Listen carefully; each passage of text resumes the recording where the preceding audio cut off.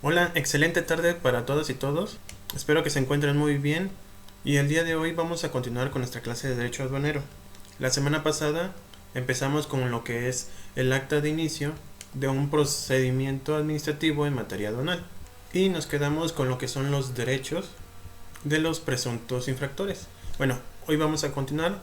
Ahora vamos a ver lo que son las notificaciones del inicio del PAMA. Bueno, conforme a lo que hicimos en la actividad anterior, fue un acta elaborado por las autoridades encargadas de realizar las actas. Nosotros lo que generamos fue como un símil y a partir de ahí ya tenemos el acta. Ahora lo que necesitamos es ir a notificárselo a la persona, al interesado. Para el caso de la actividad que hicimos, pues ya se encontraba ahí el interesado, entonces lo que se hizo fue que realizaran la firma. Pero existen otros tipos de notificaciones, sobre todo cuando no se encuentra presente el interesado o el infractor, o el posible infractor. Bueno, en principio de cuentas y como se establece en la diapositiva, se va a entregar al interesado o a su representante legal, al agente aduanal, pues le puse la doble A, o apoderado aduanero. Y esto muchas veces generaba algunos conflictos porque no se encontraban tanto el interesado, representantes y todos los demás. Entonces hubo una especie de modificación en la norma y también le permitieron la notificación a los mandatarios o dependientes autorizados o en su caso al transportista, perdón. ¿Por qué? Porque muchas veces la autoridad tenía conflictos para poderles notificar. Y como no les podían notificar, si había una mala notificación, implicaba que se tumbara todo el procedimiento administrativo. Y muchas veces los abogados pues tenían esa maña de ocultarse o ocultar a todos los que podían ser notificados y sucedían ese tipo de nulidades de las actividades, bueno, en este caso de los actos administrativos. Entonces, bastará con que también le notifiquen al mandatario, el que se encuentre en la empresa, o bien el transportista, el que lleva la mercancía en los contenedores. Le va a entregar una copia de todo el acta de inicio, así como los documentos que forman parte íntegra de la misma. Y una vez que firmen de recibido, se darán por notificados y empezará a contar el plazo para la contestación al día siguiente, como ya lo vimos en el anterior video. Una cosa no curiosa, pero sí es importante por parte de las autoridades y en beneficio de ustedes, es de que tiene que, una vez que se notifica, se hace una certificación de notificación. O sea, el que está notificando tiene que hacer todo una especie de relato para determinar de que a la persona a quien se le notificó es el indicado para que se le entregara. De lo contrario, va a ser nulo todo el procedimiento. Esto se hace a través de un documento que se llama cédula de notificación. Ahora bien, ese documento se va a entregar en dos formas dependiendo de la identificación del interesado.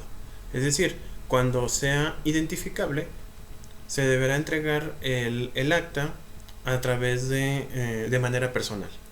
Por el contrario, si no se señala el domicilio o está fuera de la circunscripción, es falso o desocupó su domicilio fiscal sin haber presentado el aviso respectivo, entonces la notificación se realizará a través de estrados. ¿Y qué son estos? No es más que como una especie de vitrina en donde se cuelgan estos documentos. Se dejan siempre a la vista del público. Y con el simple hecho de presentarlo así, se entenderá de que ya se le notificó a la persona. ¿Por qué? Y también es otro de los trucos que tienen los abogados. Porque muchas veces se niegan a recibir las actas y prefieren que se haga por estrados, y eso también es muy fácil bueno, dependerá del abogado, será muy fácil de tumbar. Y también imagínense, Si tiene que hacerse una entrega personal del acta, aquellos interesados que se escondan o bien pudiese ser que efectivamente no se encuentre, pues estarían alargando y alargando y alargando el procedimiento administrativo. Y esto estaría en contra de un principio general del derecho, que es la certeza, al igual que la expeditez en la justicia. Por otra parte, cuando empezamos una vez que se termina todo el procedimiento, antes de que termine el procedimiento y se hayan concluido todas las etapas, vamos a llegar a un momento en donde se realice la resolución por parte de la autoridad. Y esta resolución también tiene que ser notificada. ¿Y cómo va a ser notificada? Igual que cuando se hace el inicio del PAMA. Tiene que ser de manera personal. De nueva cuenta, se hace una cédula de notificación. O también puede ser por estrados. Si en un principio no se encontraba o no se había presentado el interesado, o que fuera alguna de las situaciones o las circunstancias que justifiquen que se haga por estrados, pues obviamente cuando se trate de la resolución final, pues si no lo encontraron al principio, pues cuanto menos va a ser encontrado en la resolución.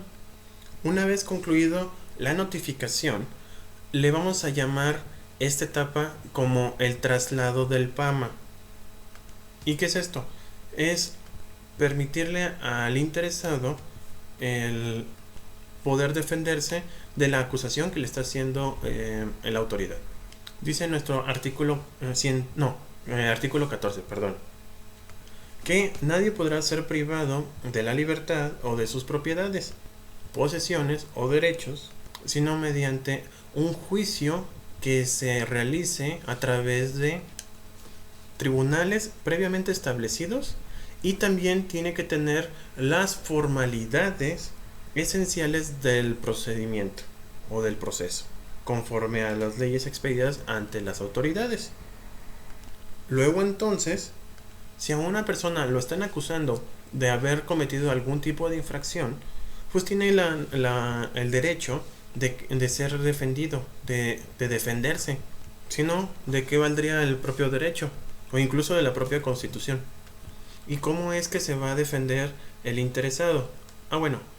Pues es a través de esta etapa que se llama traslado del PAMA, que es el acto mediante el cual se notifica al propietario, importador de la mercancía o agente aduanal del inicio del PAMA, es decir, se le hace de su conocimiento. No es como un policía de tránsito que deja la multa en el parabrisas y se acabó. Aquí el acto de la autoridad tiene que ser personal, tiene que ser visible, viable, pues.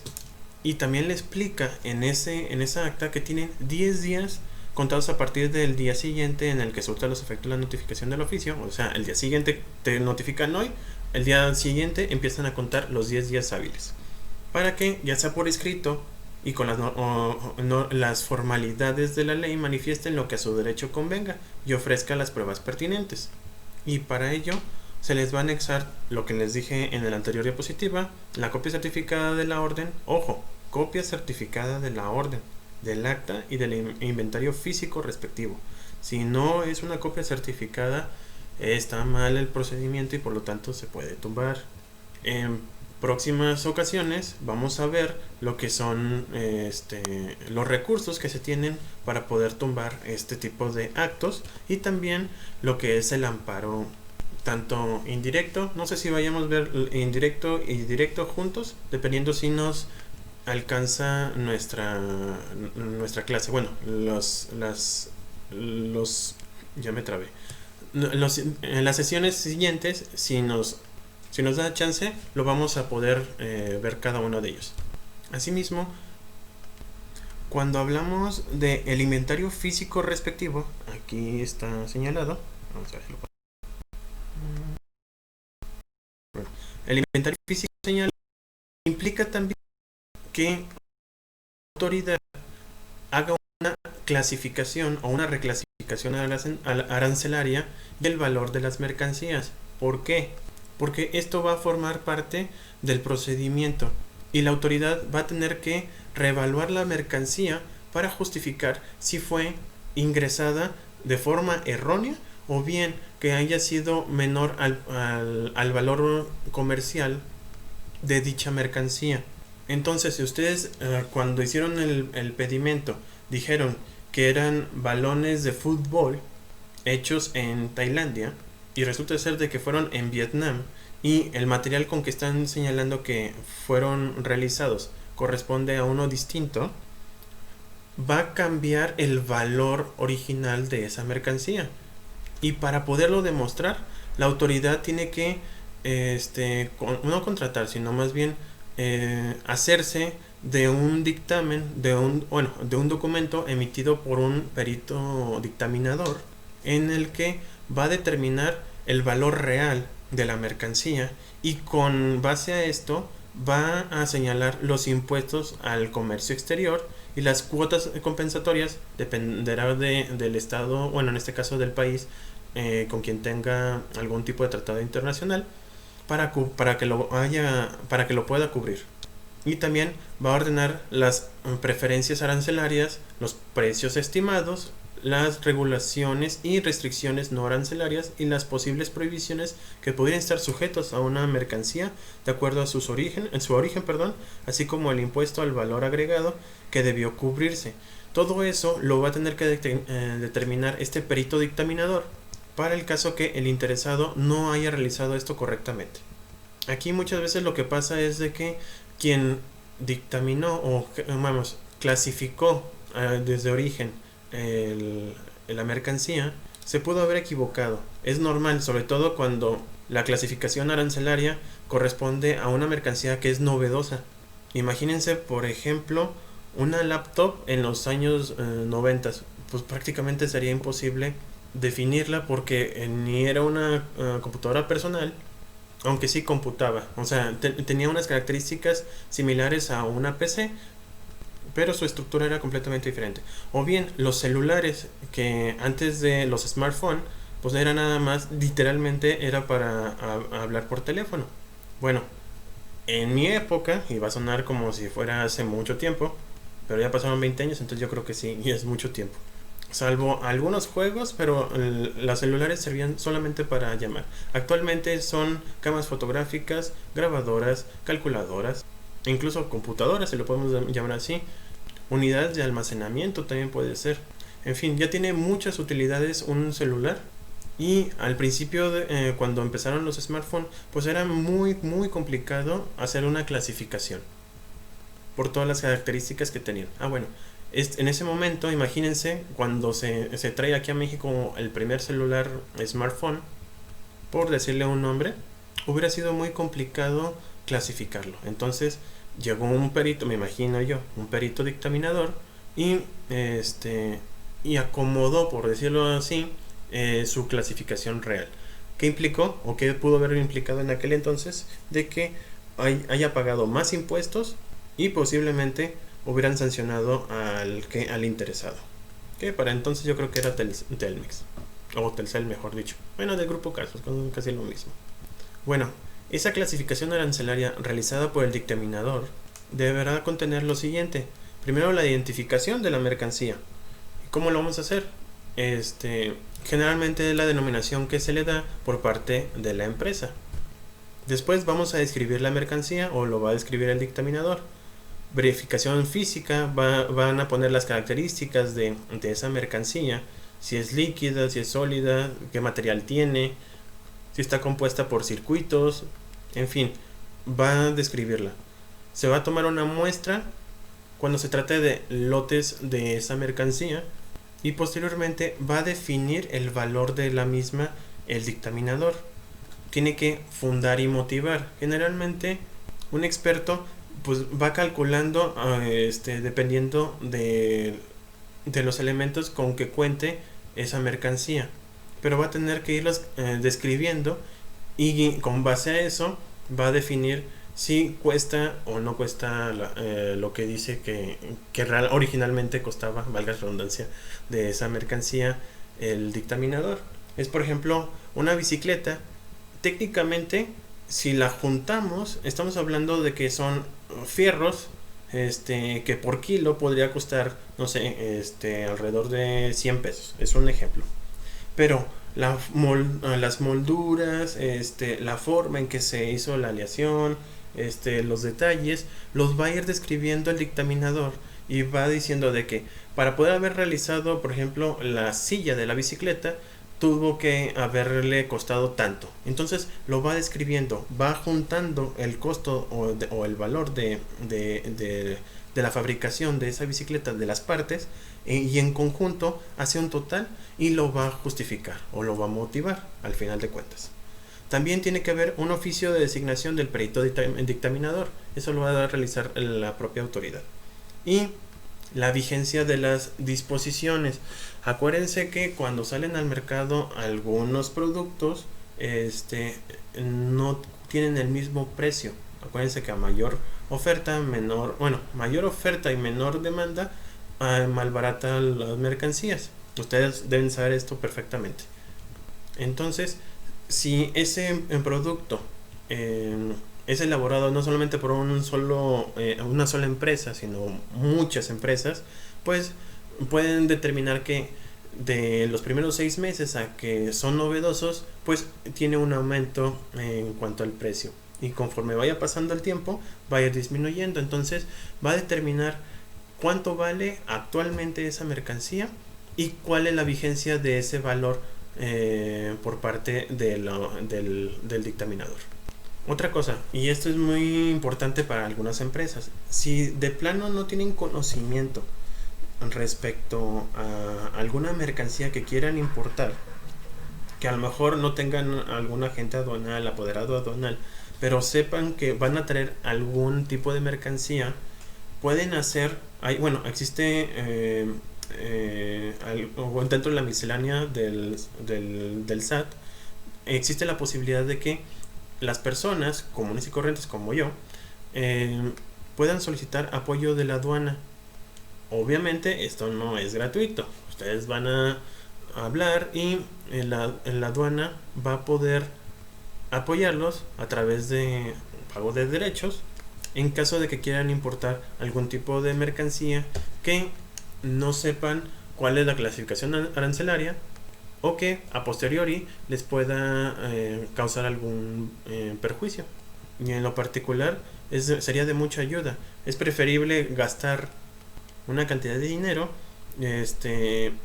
para que la propia autoridad que te está apoyando es la que te va a evaluar, y pues creo que sería muy absurdo de que después de que la propia autoridad sea la que te esté evaluando y que posteriormente te quiera sancionar porque clasificaste mal la mercancía, ¿verdad? Muy bien, ya tenemos lo que es el acta de inicio, la notificación y la posible clasificación arancelaria por parte del dictaminador arancelario. Ahora, ¿qué es lo que pasa? Como ya los documentos ustedes lo tienen, ahora lo que van a tener que hacer es responderle a la autoridad. Entonces hay que hacer un escrito ofreciendo pruebas. Aquí repetí lo que era el ofrecimiento de pruebas para que lo tengan a la mano. Y en esos 10 días, ustedes lo primero que tienen que hacer es acreditar la personalidad. La acreditación de personalidad es la persona a quien se le está realizando el procedimiento administrativo en materia aduanal, o mejor dicho, a quien se le está perjudicando, a quien se le está por así decirlo, modificando su esfera jurídica debido a la actuación de la autoridad. Para ello siempre se pone al principio se pone a la autoridad, en este caso la Administración General de Aduanas, o le podemos poner ahí a la circunscripción correspondiente, Tamaulipas, Veracruz, dependiendo de la circunscripción, lo ponemos al principio y posteriormente ponemos el nombre de la persona, quien dice ser, puede ser Fidel Moisés Casarín Caloca, acudo ante ustedes con motivo del acta de inicio de PAMA, cuya acreditación de la personalidad la satisfago a través de copia simple de mi credencial para votar con fotografía, estableciendo, y ya empiezan a describirlo. Se establece lo que es el domicilio, a quienes autoriza para la notificación de, ya sea de acuerdos o de la propia resolución. Posteriormente pueden hacer una relatoria de hechos y lo más importante, van a presentar las pruebas necesarias para desacreditar lo que está imputándoles, en este caso la autoridad. Y al final vamos a poner lo que son alegatos y van a tratar de, en el apartado de pruebas, van a ir concatenándolo con los hechos que quieran desacreditar. Está muy sencillo. Si quieren, posteriormente vamos haciendo un escrito de contestación. Bueno, respecto a las pruebas, comúnmente son ofrecidas las que desacreditan lo que está señalando la autoridad. En este caso, si lo que se queja la autoridad es de que no presentaste el pedimento, pues hay que presentar el pedimento. Si te dicen, es que no me trajo las facturas, pues hay que presentar las facturas. Así también las solicitudes de importación temporal, las actas de internación temporal de vehículos, cuando los traen generalmente en Estados Unidos, cuando los traen para acá, y las cartas porte para los transportistas. Generalmente las autoridades se quejan que no entregaron estos documentos. Yo les recomiendo, o para su empresa, que siempre que hagan algún pedimento, o bueno, cuando estén trabajando en una empresa, en particular cuando se trate de importación, exportación de mercancías, presenten acuses de todo. Pidan que les firmen, cualquier autoridad que les pida algún tipo de documento durante el proceso de internación de mercancías, siempre pidan, saquen copias de todo, aunque sea en la carátula del documento, pero siempre sáquenle copia. Y siempre que entreguen algo a una autoridad, siempre pidan acuses. Eso para beneficio de ustedes y en perjuicio de la autoridad, porque si a ustedes les conviene presentar algún tipo de acuse, pues ya con eso es más que suficiente para desacreditar lo que está diciendo la autoridad. Repito, si les dicen, es que no me trajo el pedimento, y ustedes presentan el pedimento acusado por parte de la autoridad, ¿con qué cara les va a decirte que no lo realizaron? O bien, si tienen algunas facturas, preséntensela a la autoridad, hagan un escrito así sencillo, dice, en este momento se le entrega a la autoridad, fulana de tal, a nombre de esta persona. Es más, incluso a mano se puede hacer, y van poniendo copia simple de las facturas, número tal, con los que tengan el folio, y entréguenselas. Y ya con eso, si por alguna razón dicen, es que no me entregaron las facturas, y ustedes con ese papelito, es más que suficiente para tumbárselo a la autoridad. Y así sucesivamente. Es muy fácil prevenir, no tanto cuando ya está el procedimiento, porque en este caso vamos a tener que explicarle a la propia autoridad de que él tiene, o bien ustedes no encuentran las facturas. Con el simple hecho de que presenten los acuses, ya no de nada va a servir por parte de la autoridad exigirles esos documentos, porque les va a decir, pues preséntame las facturas. Digo, pues si te di copia, ahí las tienes y tú me las recibiste. Entonces la autoridad no va a poder alegar de que no tiene esos documentos. En lo que se refiere a los vehículos que se internan de Estados Unidos a México, nosotros tenemos un convenio con el propio Estados Unidos para la recuperación y devolución de vehículos y aeronaves robados o material de disposición ilícita. Por ejemplo, tratándose de vehículos, se debe solicitar de forma inmediata información a la Embajada de Estados Unidos de América, a efecto de determinar si el vehículo objeto del embargo precautorio se encuentra reportado como robado.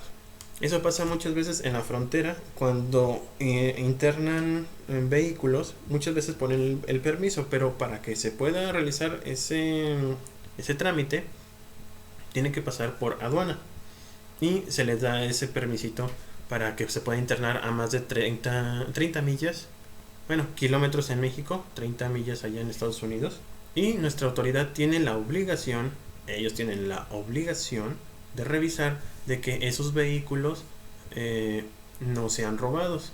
Generalmente revisan lo que es el número de serie, lo presentan, bueno, ahí tienen una base de datos en conjunto con Estados Unidos, y una vez que lo revisan determinan si sí es o no es robado. Si no es robado, pues puede seguir adelante. Si sí, se retiene el vehículo y empieza el procedimiento para la devolución a su país de origen. Generalmente se tardan, bueno, dice 45 días, pero son hábiles. Aquí lo chistoso es de que pues ese procedimiento pues no es gratuito, y se cobra a la persona que internó ese vehículo un tanto del 100% del valor del vehículo para que se quede aquí en México, y esa persona va a perder el vehículo y se lo van a entregar a Estados Unidos, e incluso puede empezar el procedimiento de responsabilidad, en este caso tipo penal. Así que la persona que lo internó pierde por todos lados si no lo hace bien, obviamente. Bueno, ahora, una vez que ya se ofrecieron las pruebas por ambas partes, en particular del interesado, tiene que haber una valoración de las mismas, y para ello primero tiene que admitirse las pruebas y posteriormente darles un valor. Podríamos hablar sobre la teoría de la prueba, pero nos tardaríamos todo lo que nos queda del cuatrimestre, y la verdad no creo que sea prudente en este momento, además de que no lo van a utilizar ustedes tan frecuentemente. Lo que sí quiero que entiendan en este caso son dos cosas. La primera es que no siempre se tienen que atiborrar de pruebas en los escritos de contestación, porque muchas de esas no van a ser admitidas. Tienen que estar concatenados o relacionados con los hechos. Me ha pasado de otros abogados que presentan pruebas y pruebas y pruebas sobre el trabajo de sus empresas, o en litigios de otras materias, que nomás les falta presentar la cartilla de vacunación de sus perros, que no tienen absolutamente nada que ver con lo que está pasando. Si ustedes tienen una muy buena empresa, o más bien una organizada empresa, bastará con que presenten un documento que pueda hacer callar, con doble L, sería un político, para demostrarle a la autoridad que se equivoca. Y para ello se van a admitir cierta clase de pruebas, y ahí ya va a recortar algunas que ustedes quisieran que se presentaran.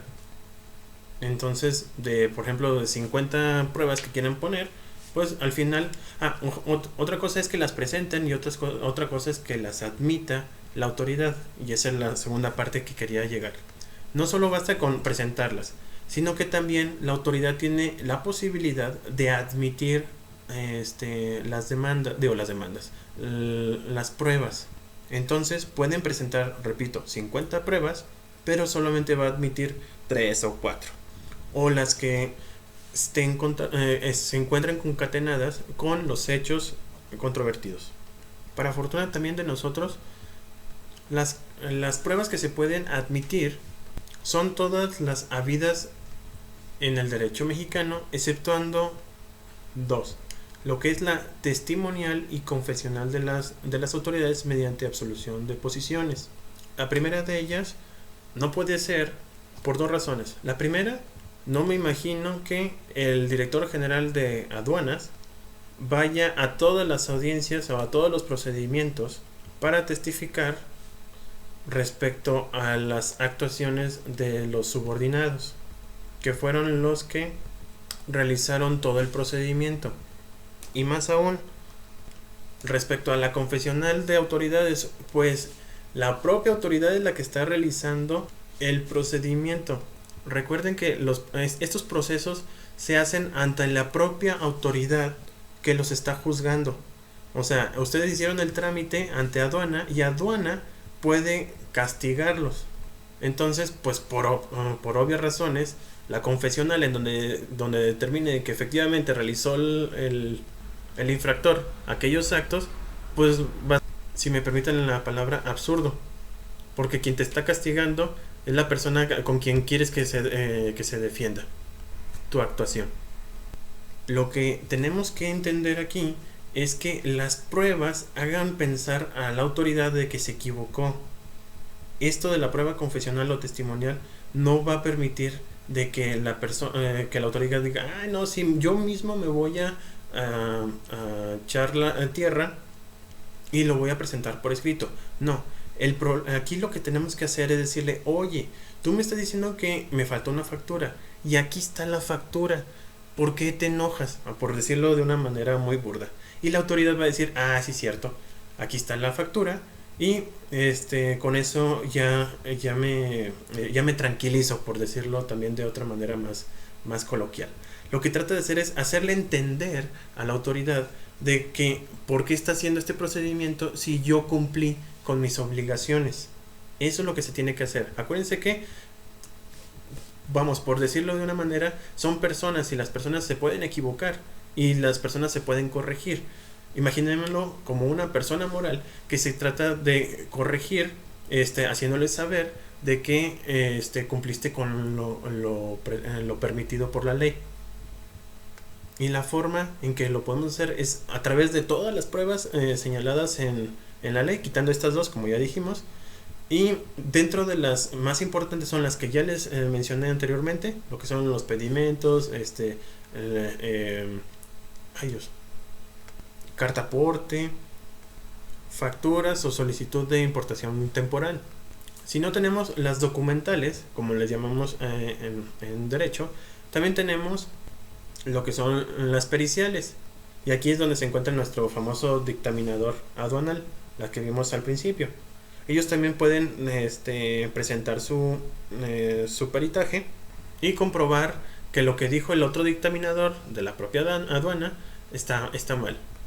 Y todas estas pruebas, bueno, tanto las documentales, periciales y todas las técnicas, pueden ser videos, audios, todas las pruebas que se imaginen, que se puedan reproducir en algún instrumento científico, se pueden utilizar aquí.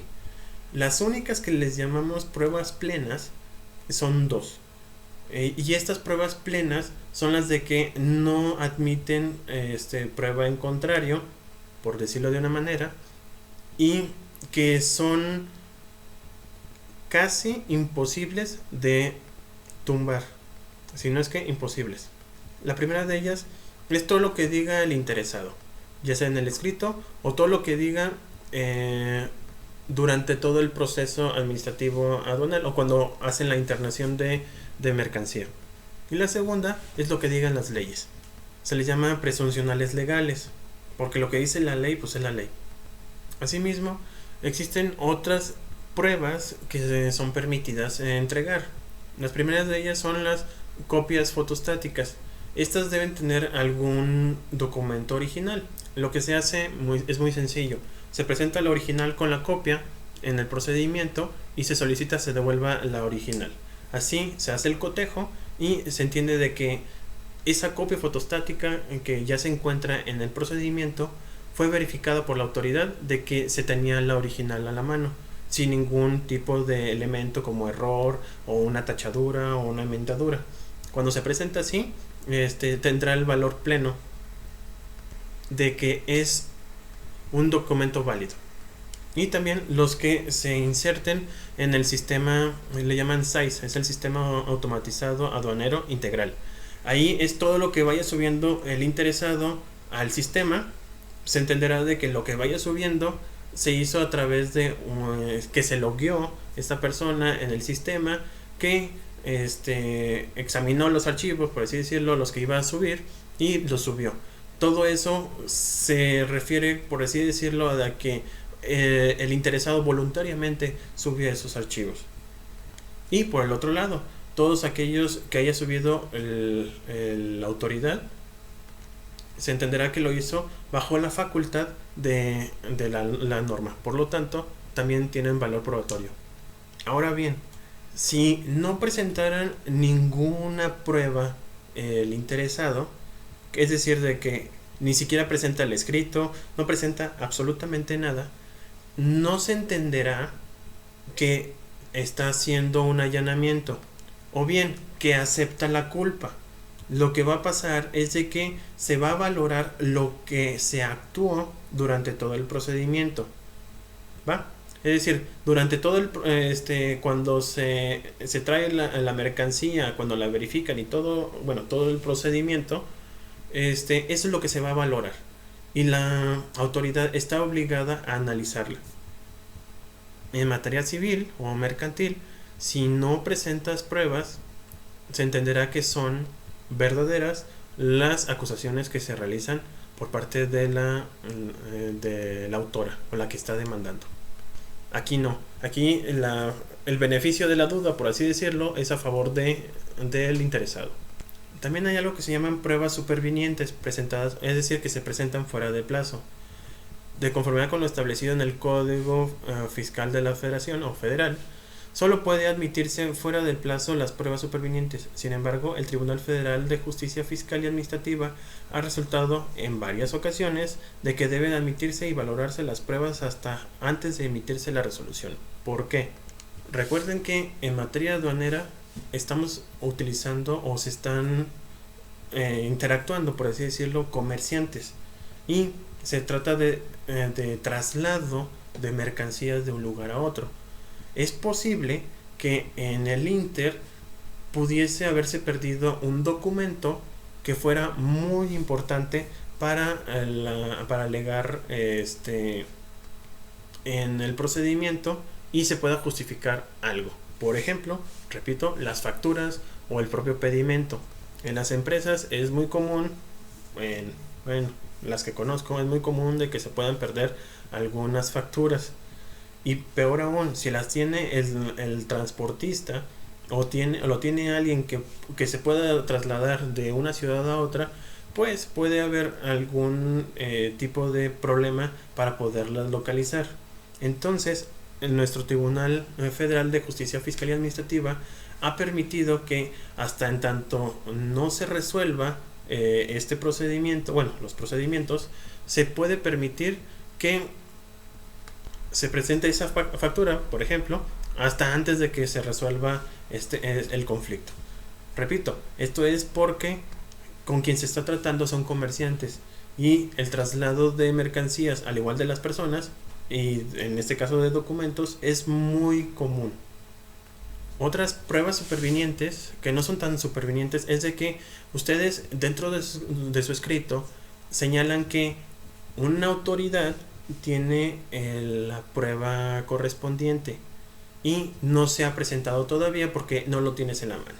Supongamos que estamos en algún puerto marítimo y resulta ser de que dentro del contenedor o por algunas circunstancias un documento lo tiene el encargado del puerto marítimo de Veracruz, por decirlo así.